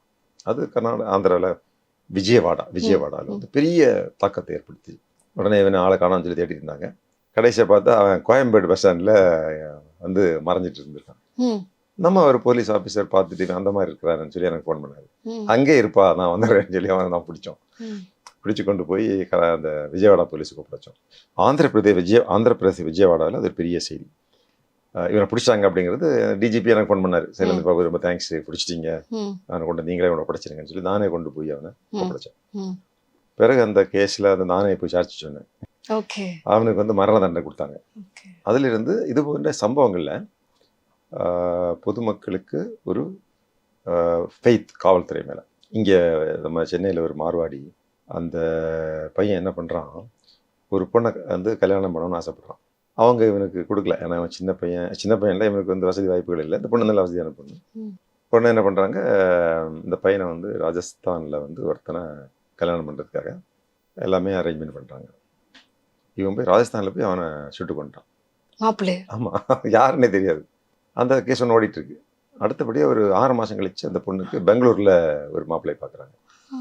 ஓகே, பெங்களூரில் மாப்பிள்ளையை பார்க்குறதுனா பெங்களூரில் வந்து மாப்பிள்ளை வந்து கல்யாணத்துக்கு 1 வாரத்துக்கு முன்னாடி சுட்டுக் கொல்லப்படுறாரு. கல்யாண மாப்பிள்ளை அவன் தொழில் அதிபர், பெங்களூரில் பெரிய பெரிய ரவுடிஸ் எல்லாம் சேர்ந்து அவனை கொண்டுட்டாங்க அப்படின்னு ஒரே பரபரப்பு ஒன்று ஓடிட்டு இருக்குது. அங்கே இருந்த கமிஷனர் எனக்கு ஃபோன் பண்ணாரு, சார் எனக்கு ஒரு சின்ன குழு தான் இருக்குது, இந்த மாதிரி ஒரு ஃபோன் நம்பர் அந்த இடத்துல வந்திருக்கு, அதை தேடினா இந்த மாதிரி ஒரு ஆளுக்கு ஃபோன் நம்பர் மாதிரி இருக்குது, நீங்கள் எனக்கு ஹெல்ப் பண்ணணும் அப்படின்னாங்க. அந்த நம்பர் யாருன்னு சொல்லி இங்கே தேடி கடைசியில் கண்டுபிடிச்சா யாரோ ஒரு ஆளுக்கு நம்பரு. ஆனால் யார் யூஸ் பண்ணான்னா இந்த பொண்ணை கல்யாணம் பண்ண ஆசைப்படுறான் பாருங்க, அந்த பையன் சின்ன பையன் ஒரு துப்பாக்கியை வாங்கி போய் அங்கே போய் ஒருத்தனை கொண்டுட்டு பெங்களூர் வந்து ஒருத்தனை கொண்டுட்டு அடுத்த வாரம் கல்யாணங்க. ஸோ ஓடி வந்துட்டாங்க. இங்கே வந்து கூவத்தில் கொண்டு போய் துப்பாக்கியை போட்டுட்டு அவன் கடையை திறந்து கடை நடத்திட்டு பண்ணிட்டு அந்த வழக்கிலே நான் போய் பெங்களூரில் போய். அப்புறம் சென்ட்ரல் ரயில்வே ஸ்டேஷனில் நீங்களும் திரிபாதி ஐபிஎஸ் அவர்களும் போகிறப்போ ஒரு சம்பவம் நடந்தது சொன்னாங்க. அந்த இது அப்போதுங்க நம்ம சென்னையில் ஒரு ட்ரீம் டீம் அப்படின்னு சொல்லுவாங்க. யாருன்னா கமிஷனர் யாருன்னா விஜயகுமார் ஐபிஎஸ், வீரப்பனை பிடிச்சவர். அவர் வந்து ஏற்கனவே மேடம் ஜெயலலிதாவுடைய எஸ்பிஜியினுடைய செக்யூரிட்டி ஆஃபீஸர். சென்ட்ரல் கவர்மெண்ட்டில் முன்னாள் பிரைம் மினிஸ்டர் ராஜீவ் காந்தியினுடைய எஸ்பிஜியினுடைய எஸ்பியாக இருந்தார். அவர் கொஞ்சம் அவர்கிட்ட வேலை பார்க்குறதுலாம் ஒரு பெரிய ஒரு ஆப்பர்ச்சுனிட்டி, ஒரு ப்ரிவிலேஜ். அப்போது அவர் தான் கமிஷனர். வடக்கு சென்னைக்கு நான் தான் கமிஷனர். வடக்கு சென்னை அவர் ஜாயின்ட் கமிஷனர்னு சொல்லுவோம். டிராஃபிக்கு ஒரு கமிஷனர் இருப்பார், ம். சவுத்துக்கு ஒரு கமிஷனர், ம். அது ஜாயின்ட் கமிஷனர் திருப்பாதி. ம். ஸோ நாங்கள் வருவோம். அப்புறம் சென்ட்ரலில் வந்து மிதிலேஷ் குமார் ஜா, ம்.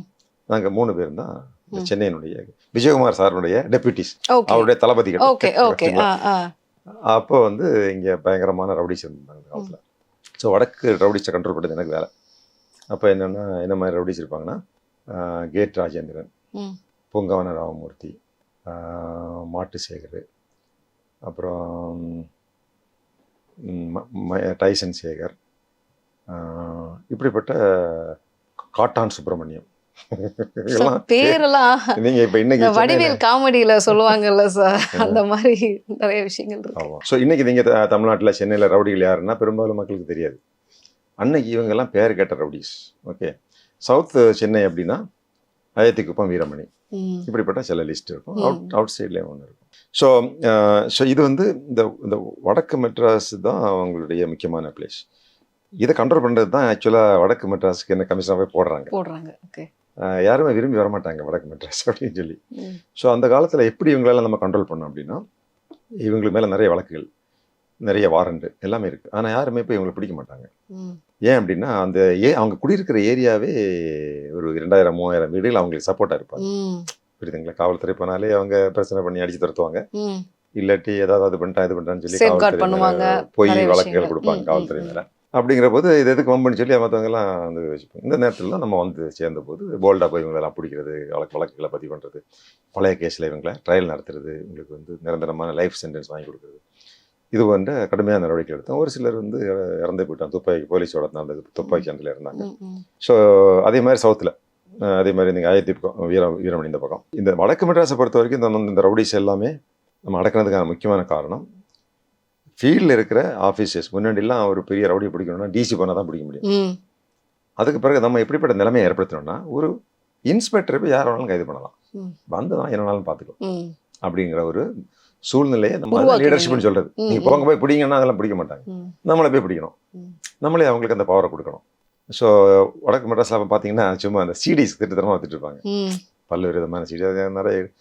அது வந்து அவங்கள போய் ரைடு பண்ண போனால் எல்லாரும் ஒன்று சேர்ந்துக்குவாங்க, யாரும் ஒன்றும் போக முடியாது, பண்ண முடியாது. ஸோ அந்த சிடிஸ் ஒரு பர்மா பசார் அந்த மாதிரி பகுதியில் அது அவங்களுடைய லைவ்லிஹுட்டாக இருக்கலாம், பட் சட்டத்தின்படி தப்பு.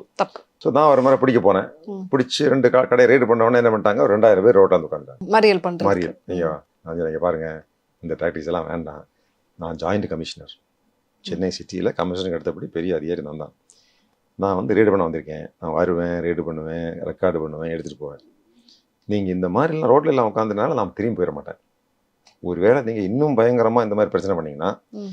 இந்த எல்லா பொருளையும் எடுக்காமல் நான் இந்த இடத்த விட்டு நகர மாட்டேன், அவ்வளோதான், நான் போயிட மாட்டேன், இங்கே தான் உட்காந்துருப்பேன். ம். காவல்துறையில் அங்கே வந்து 2000 பேர் இருக்காங்க துப்பாக்கியோட, எல்லாரும் வர சொல்லிடுவேன், ஒழுங்காக நாங்கள் வந்தோம், செக் பண்ணுறோம், போகிறோம் அப்படின்னு நாங்கள் பயந்துட்டாங்க. இது மேலே நம்ம தாக்கு பிடிக்க முடியாது. ம். அதுக்கு பிறகு பார்த்தீங்கன்னா அந்த வடக்கு பீச், நார்த் பீச் போலீஸ் ஸ்டேஷனில் இன்ஸ்பெக்டரை போய் ரைடு பண்ணுவார். அப்போ ம். ம். அது வரைக்கும் அது அவங்கெல்லாம் போக முடியாது. ம். ஸோ இது சூழ்நிலையை நம்ம உருவாக்கி கொடுத்தீங்க. இந்த ஒட்டேரி பக்கத்தில் சில இடத்துல நிறைய குற்றவாளிகள், பழைய குற்றவாளிகள் இருக்காங்க, அந்த கஞ்சா விற்கிறவங்க, பழைய கொலை குற்றவாளிகள், இந்த மாதிரி ஸ்னேச்சிங் பண்ணுறவங்க, ம். ராபரி பண்ணுறவங்க நிறைய இருக்கிறாங்க. அவங்களை பிடிக்கணும்னா இதே மாதிரி டீச் தான் போகணும். ஆனால் பிற்காலத்தில் எப்படி சூழ்நிலை மாறிச்சுன்னா, ம். ஒரு இன்ஸ்பெக்டர், அப்போ யாருன்னா ஒரு லேடி இன்ஸ்பெக்டர் ராஜேஸ்வரி, ம். ஒரு நாள் நான் நைட் ரவுண்ட்ஸ் போயிட்டு வரேன். அப்போ அந்த ராஜேஸ்வரி என்னன்னா ஒரு ரவுடியை அடித்து ம். அவனை உட்கார வச்சு ம். மோட்டார் சைக்கிளை பின்னாடி வச்சு கூட்டுறாங்க. என்னம்மா அது மாதிரி? இல்லை சார், நல்லா அடிச்சிட்டேன், நான் கொண்டு ஆஸ்பத்திரி கூட்டிகிட்டு போகிறேன், ஐயா உட்காந்துக்க, நான் போய் ஜிஹெச்சில் அட்மிட் பண்ணிட்டு வரேன்னு சொல்லி அவங்க மோட்டார் சைக்கிளை பின்னாடி அந்த ரவுடியை உட்கார வச்சு கொண்டு போயிட்டு இருக்காங்க. எனக்கு ஆச்சரியமாக இருந்தது. நான் போலீஸ் ஸ்டேஷனில் உட்காந்துருந்தேன், உடனே அடித்தேன், விஜயகுமார் சார் அந்த மாதிரி நடந்துட்டு இருக்கு, நீங்கள் உடனே ஒரு சைட்டேஷன் அனுப்புங்க, அவங்களுக்கு ஒரு மெடல் கொடுத்துடலாம் அப்படின்னு. அவங்களுக்கு வந்து chief minister medal for gallantry. அவன் ஒரு மோசமான ரவுடி, அவனை பிடிக்கணும்னா ஒரு டிசியில் பார்ட்டி தான் போகணும். இந்த இன்ஸ்பெக்டர் தனியாக போய் அதுவும் எடுத்து மோட்டர் பைக்கில் கூட்டிட்டு அவங்க ரொம்ப ஃபேமஸ் அந்த இடத்துல. காவல்துறையில் வந்து காவல் நிலையங்களில் அதிகாரிகள் ஆக்ஷன் எடுக்கிறதுக்கு ரெடியாக தான் இருக்கிறாங்க, ஆனால் அவங்களுக்கு முழு அதிகாரம் கொடுக்கும். ஸோ அந்த முறையில் மாற்றிருந்தோம். என்ன பண்ணுவோன்னா, நானும் ஜேசிஸ் எல்லாம் என்ன பண்ணுவோம், நைட்டில் அது திருப்பாதி பிற்காலத்தில் கமிஷனராக இருந்தார், தமிழ்நாடு டிஜிபியாக இருந்தார், காவல்துறை தலைவராக இருந்தார். அவர் என்ன பண்ணுவார், நைட்டு தூங்கவே மாட்டார். பொதுவாக என்ன பண்ணுவோன்னா, நைட்டு ஃபுல்லாக அவர் பார்த்துக்குவார், காலைல நான் வந்துவேன், மொத்தம் சிட்டியே அந்த மாதிரி தான் எங்களுக்கு கணக்கு. எனக்கு நைட்டில் நல்லா தூங்கணும், புரியுதுங்களா? இருந்தாலும் வாரத்தில் ஒரு நாள் நான் வந்து நைட் ரவுண்ட்ஸ் வந்து தான் ஆகணும், அதில் தப்பிச்சிக்க முடியாது. சரி, ஆனால் அவரை பொறுத்த வரைக்கும் அவர் நைட்டில் தான் வேலையை ஆரம்பிப்பார். ஓகே. நைட்டு ஃபுல்லாக தூங்காமல் இருப்பார். சரி. எல்லாம் ஃபாலோ பண்ணிட்டு ரவுடிச்செல்லாம் பிடிச்சிட்டு இருப்பார். அப்போ என்ன பண்ணுவோம், அப்பப்போ நாங்கள் 2 பேரும் போய் ரவுண்ட்ஸ் போவோம். அந்த ஏதாவது இடங்களில் போய் ஏதாவது ரவுடிஸ் இருக்காங்களா, பிரச்சனை பண்ணுறாங்களான்னு போவோம். ஒரு நாளைக்கு ரயில்வே ஸ்டேஷனில் போனோம், சென்ட்ரல் ரயில்வே ஸ்டேஷன். சரி. இங்கேருந்து பார்த்தா வந்து இறங்கிட்டானுங்க. ஒரு டாக்ஸி ஆட்டோலேருந்து இறங்கி கத்தி எடுத்துட்டு ஒருத்தனை கொல்ல வராங்க. நாங்கள் 2 பேரும் பக்கத்தில் இருக்கிறோம். நான் ஓடி பிடிச்சிட்டான். அவனை பிடிச்ச உடனே அவன் கவனிக்கவே இல்லை, அந்த வெட்ட சாக போகிறவன். நான் பிடிச்ச உடனேங்க எனக்கு தெரியல, பின்னாடி வந்து இவன் கூட வந்தவன் ஒரு பெரிய கட்டை எடுத்து என் தலையில என்ன அடிக்க வரான். அப்போ வந்து திருபாதிவா அவனை பிடிச்சாரு. திருபாதி பிடிச்சி எல்லாம் பிரச்சனை ஆனோட டிராஃபிக் கான்ஸ்டபிள்ஸ் பார்த்தாங்க, ஜேசி சவுத்து ஜேசி இருக்காங்கன்னு சொல்லி அவங்க எல்லாம் ஓடி வந்துட்டாங்க. வந்தோடனே இவனை ஓட பார்த்தானுங்க. ஒரு 3 நாள் அங்கேயே பிடிச்சிட்டோம். இவன் வந்து எங்க சவுத் ஏரியாவில் உள்ள போல இருக்கு. இவனை கொலை பண்றதுக்கு அங்க பிளான் போட்டுட்டு வந்திருக்காங்க. ஸோ நாங்களோட நல்ல நேரம் ஒரு செகண்டுங்க. ஆமா, நாங்க 2 பேருமே மப்டி தான் இருந்தோம். நாங்க 2 பேருமே சிவில் ட்ரெஸ் தான், போலீஸ் யூனிஃபார்ம்ல இல்ல. போலீஸ் யூனிஃபார்ம்ல ஒருத்தர் பண்ண மாட்டோம், சிவில் ட்ரெஸ்ல தான் இருக்கும்போது அவங்க புரியல. ஸோ இப்படி ஒரு நிகழ்ச்சி நடந்தது. ஒருத்தர் நானே காப்பாத்திட்டோம். ஸோ நாங்க இந்த மாதிரி அடிக்கடி ஏதாவது இடத்துல போய், பட் எப்பவுமே ஒரு ஸ்டாண்ட் பை பார்ட்டி வச்சுப்போம். நாங்க இங்க ரவுண்ட்ஸ் போறோம்னா ஒரு 100 அடி 200 அடிக்கு அந்த பக்கம் 2-3 கான்ஸ்டபிள்ஸ் எப்பவுமே ரெடியாக இருப்பாங்க. அதே மாதிரி தான் சார் திண்டுக்கல்ல வந்து பார்த்தீங்கன்னா ஒருத்தர் என்கவுண்டர் பண்ணுறதுக்காக நீங்கள் இல்லை ஒருத்தர் பிடிக்கிறதுக்காக போயிருக்கீங்க. அப்போ உள்ள துப்பாக்கி வச்சுட்டு கதவை சாத்திட்டு இருந்ததாகவும் நீங்கள் வந்து அதை உடைச்சிட்டு உள்ளே போய் ஒரு சம்பவம் பண்ணதா ஒரு விஷயம் வந்து சொன்னாங்களே சார், அது என்ன சார் சம்பவம்? அது வந்துங்க தமிழ்நாட்டில் தேடப்பட்ட ஒரு பெரிய குற்றவாளி. அந்த மாதிரி இந்த பர்டிகுலர் வீட்டில் இருக்கிறாங்க அப்படின்னு சொன்னபோது, அப்போ 12 மணிக்கு நான் அப்போ தான் அந்த கொடைக்கானல் இருந்து அப்போ அந்த ஃப்ளவர் ஷோ நடந்துட்டு இருந்தது. ஸோ அந்த டைமில் இறங்கி வந்தப்போ சொன்னாங்க, இனி வெயிட் பண்ணால் போயிடுவாங்க அப்படிங்கிற மாதிரி. நானே தான் போனேன். கூட வந்து அந்த வெயிட்டிங்கில் இருப்பாங்க கான்ஸ்டபிள்ஸ், சென்ட்ரி பிசி. அப்புறம் ஒரு ஆள் தபால் கொண்டு வந்தார். தபால்லாம் அந்த காலத்தில் பார்த்தீங்கன்னா நிறைய பேப்பர் எல்லாம் அதை எடுத்துகிட்டு வருவாங்க காவல் நிலையங்கள்லேருந்து. ஸோ அவங்க 2 பேர் வந்திருந்தாங்க. நாங்களாக தான் போனோம். அதுதான் உள்ள அழைச்சி பிடிச்சோம். ஒரு ஆளை பிடிச்சிட்டோம். ஒரு ஆள் வந்து எஸ்கேப் ஆகிட்டாரு. ஆனால் அவங்க வந்து துப்பாக்கி வச்சுருந்தாங்க. அவங்க எங்களை சுட்டாங்க. நல்ல பெரிய துப்பாக்கி, 9mm பிஸ்டல். துப்பாக்கி எந்த குற்றவாளிகள் அவங்கலாம் வாண்டட், பழைய சில வழக்குகளில் வெடிகுண்டு வழக்குகளில் கூட தேடப்பட்ட குற்றவாளிகள். ஸோ இது போன்ற அனுபவங்கள் நிறைய இருக்குது. நிறைய சீரியஸான உங்களுடைய சர்வீஸ் நடந்த சில விஷயங்கள் பேசுகிறப்ப வந்து பார்த்தீங்கன்னா உங்களை இன்ஸ்பிரேஷனாக வச்சு வந்து பார்த்தீங்கன்னா பல ஹீரோக்கள் வந்து இங்கே சினிமாவில் வந்து உருவாகி இருக்கிறாங்க. அது ஒரு முக்கியமான படமாக தான் வந்து நான் காக்கா காக்கா படத்தை வந்து சொல்லுவேன். சூர்யா நடித்த அந்த படம் நீங்கள் பார்த்துருப்பீங்க. ஸோ அதில் முக்கியமான இன்ஸ்பிரேஷனே வந்து நீங்கள் தான் அப்படிங்கிற ஒரு பெரிய விஷயமே இருக்குது. ஸோ அந்த சம்பவம் இந்த காக்கா காக்கா சினிமா பண்ணும்போது கொஞ்ச நாளைக்கு முன்னாடி அதை அசிஸ்டன்ட் டைரக்டர் நினைக்கிறேன். அவர் வந்து நிறைய ஸ்டோரி போலீஸ் டிபார்ட்மெண்ட்டில் எப்படி எஸ்பெஷலி இந்த பெரிய பெரிய ரவுடி குரூப் என்கவுண்டர், போலீஸ் ஆஃபீஸர்ஸ்க்கு என்னென்ன கஷ்டங்கள் இருக்குது அப்படிங்கிறத பற்றி நிறைய டிஸ்கஸ் பண்ணாங்க. நிறைய எபிசோட்ஸ், அதில் வரக்கூடிய சில எபிசோட்ஸு, சுவாரஸ்யமான நம்ம துறையில் சந்தித்த சில சிச்சுவேஷன்ஸு, இதெல்லாம் நிறைய அவங்க இந்த ஸ்டோரியில் எழுதினாங்க. பிறகு சூர்யா ஒரு நாளைக்கு வந்திருந்தார். நம்முடைய நார்த்து கமிஷனருடைய ரூமுக்கு வந்திருந்தார். அப்போது அவர் வந்து அவ்வளோ ஃபேமஸ் இல்லை. அப்போது தான் அவருக்கு வந்து சினிமா அப்போ தான் பிரேக் ஆகுது அவருக்கு. அந்த மூவி ரொம்ப நல்லா இருந்தது. அதுக்கு பிறகு ஒரு மீட்டிங் ஒன்று ஒரு பொதுவான இடத்துல அவரையும் என்னையும் கூப்பிட்டுருந்தாங்க. ஓகே. அப்போது அவர்கிட்ட கேட்டாங்க, எப்படி நீங்கள் இந்த மாதிரி சினிமாவில் நடிச்சிங்கிற போது இந்த மாதிரி சைலேந்திர சார் மாதிரி தான் நான் அந்த மாதிரி பாடி லாங்குவேஜ் எல்லாம் வச்சுட்டு போனேன். அவர் உங்களை அப்சர்வ் பண்ணியிருக்காரு. சொன்னார். அது ஒரு பத்திரிகையில் வந்தது. அதனால தான் மக்கள் இதை பற்றி தெரிஞ்சுக்காங்க. அந்த சினிமாவிலே என்னுடைய பேர் எழுதி காட்டுவாங்க முதல்ல, தேங்க்ஸ் சைலேந்திர. நீங்க படம் பாத்தீங்களா சார்? நான் பார்த்தேன். உங்களுக்கு பிடிச்சதா? எனக்கு எப்பவுமே பொதுவாக அந்த போலீஸ் சம்பந்தப்பட்ட படம் தான் பார்த்துருவேன். அது போலீஸை கொஞ்சம் நல்லா ப்ரொஜெக்ட் பண்ணாங்கன்னா பிடிக்கும். பட் ஒரு கட்டத்துல ஓவர் டோஸாவும் பண்ணுவாங்களே சார், பயங்கர இதுவால. சினிமானாலே எப்பவுமே ஓவர் டோஸ் தான். இல்ல அதை பாக்குறப்போ உங்களுக்கு எப்படி சார் இருக்கும்? இப்பெல்லாம் நாங்க இல்லையப்பா அப்படின்னு நினைப்பீங்களா, இல்ல எப்படி எடுத்துப்பீங்க? அந்த மாதிரி படங்கள் வேற, யதார்த்தம் என்பது வேற, நிறைய மாற்றங்கள் இருக்கு. பட் போலீஸ் ஓரளவுக்கு ஒரு ஹீரோவா காட்டும் போது இளைஞர்களுக்கு சரி இந்த டிபார்ட்மெண்ட்ல வரலாம் அப்படிங்கிற மாதிரி ஒரு எண்ணம் வரும். போலீஸை ரொம்ப வில்லன் மாதிரியும் இல்லாட்டி ஒரு ஜோக்கர் மாதிரி காட்டும்போது அவங்களுக்கு அதில் ஏமாற்றம். சிலர் வந்து நம்பிடுவாங்க போலீஸ்னால இப்படி தான் இருக்கும் அப்படின்னு. ஸோ அதனால அது ஒரு சமூக பொறுப்போடு அவங்க சினிமா எடுத்தால் நல்லா இருக்கும். பட் ஒரு டெமோக்ராட்டிக் கண்ட்ரி, ஒரு சுதந்திரமான ஒரு மக்களாட்சி நடக்கக்கூடிய நாட்டில் குற்றச்சாட்டுகள் என்பது இயற்கையில் இருக்கிறது தான் வேணும். அதுவும் வேணும். இந்த தவறுகள் நடக்குது இல்லை, சில நேரத்தில் தவறுகள் நடக்கும். அதை சுட்டி காட்டி துறை வந்து கரெக்ட் பண்ணுறதுக்கு ஒரு வாய்ப்பாக தான் இருக்க முடியும். ஸோ அதெல்லாம் இருக்குது. பட் பெரும்பாலும் நம்ம சினிமாவில் பார்க்கறது என்பது சில விஷயங்கள் உண்மையாக இருக்கலாம். பெரும்பாலும் அவங்க அதை மிகைப்படுத்தி அது ஒரு ட்ராமாட்டிக்காக மக்களுக்கு அப்போ தானே பார்க்குறதுக்கு கொஞ்சம் இன்ட்ரெஸ்டிங்காக இருக்கும். ஸோ குறிப்பாக வந்து ஒரு ஹீரோயிக் ஆக்ஷன் அவங்க நடத்துறது எல்லாமே நமக்கு தெரியுது, எல்லாமே எக்ஸாஜரேட்டட் தான் இல்லைங்களா? ம். ஒரு போலீஸ் அதிகாரிக்கு எப்படி ஒரு 10-20 பேர் நேரத்தில் அடிக்க முடியும்? ம். கண்டிப்பா யாரா இருந்தாலுமே கஷ்டம் தானே. கஷ்டம். ஒரு முறை நான் வந்து ஒரு ரவுடி பிடிக்க போய்ங்க, ஆ. எனக்கு அவனுக்கு கிட்டத்தட்ட 1/2 மணி நேரம் சண்டையாகி போச்சு. 1 to 1 சார்? 1 to 1 சண்டைங்க. நான் மாட்டிக்கிட்டேன், ஓகே அவனும் நானும் தான். ஓகே. அவ்வளோ எழுதி கிடையாது ஒரு ஆளை வந்து நீங்கள் அடிக்கிறத பிடிக்கிறத கைது பண்ணுறதெல்லாம் கூட. சமீபத்தில் ஒரு வீடியோ பார்த்தேன், இந்த நைஜீரியன் பயங்கரமான ஆள், அவன் வந்து 6 அடி இருக்கான், ம். அவன் வரவங்கெல்லாம் குத்துறான். ம். ஒரு 6-7 போலீஸ் ஆஃபீஸர்ஸ் போய் ட்ரை பண்ணுறாங்க, அவனால் முடியல. ஒன்றும் முடியல. ஆ. ஆனால் ஒரு சாதாரண ஏட்டையா அவர் வந்து சட்டை போட்டிருக்காரு, சரி. அவர் போய் ஏதோ என்ன டெக்னிக்னு தெரியலங்க, அப்படி பிடிச்சி உட்கார வச்சிட்டாரு. ஓகே அதை யாரோ வீடியோ எடுத்திருந்தாங்க. ஓகே. நான் அதை அப்படியே எடுத்து என்னுடைய போலீஸ் வெப்சைட்டில் போட்டேன். ஆ. அவர் அடுத்த நாள் கூப்பிட்டு என்னுடைய ஆஃபீஸில் கூப்பிட்டு, ம். நீங்கள் எப்படிங்க இவ்வளோ பெரிய ஆளை நீங்கள் ஒரே செகண்டில் பிடிச்சி மடக்கிட்டீங்க? அவன் 8-9 பேர் குத்துறாங்க, ம். ஜெயிலுக்கு கூட்டிகிட்டு போகிறாங்க. ம். ஜெயிலுக்கு கூட்டுற பழத்தில் அவன் சக்ஸஸ்ஃபுல்லாக வர்றாங்க, ஒரு ஆளுக்கு ஒரு குத்து தான், அப்படி 6 பேர் கிடக்குறாங்க. நீ 7வது ஆளுக்கு அப்படி மடக்கி எப்படி பிடிச்ச அப்படின்னு கேட்டேன். ம். நான் ட்ரைனிங் எடுத்திருக்கேன் சார், நான் கராத்தே வந்து, ம். எனக்கு ஒரு செகண்ட் போதும், ஒரு ஆளை எல்லாம் நான் ஈஸியாக மேனேஜ் பண்ணிடுவேன். ம். அவருக்கு ஒரு 50 வயசு இருக்கும். ஸோ அப்படிங்கிற போது யதார்த்தத்தில் பார்த்தீங்கன்னா அந்த ஒரு குற்றவாளி 6 போலீஸ் ஆஃபீஸரை கீழே வீழ்த்துறான். ம். அதுதான் உண்மை.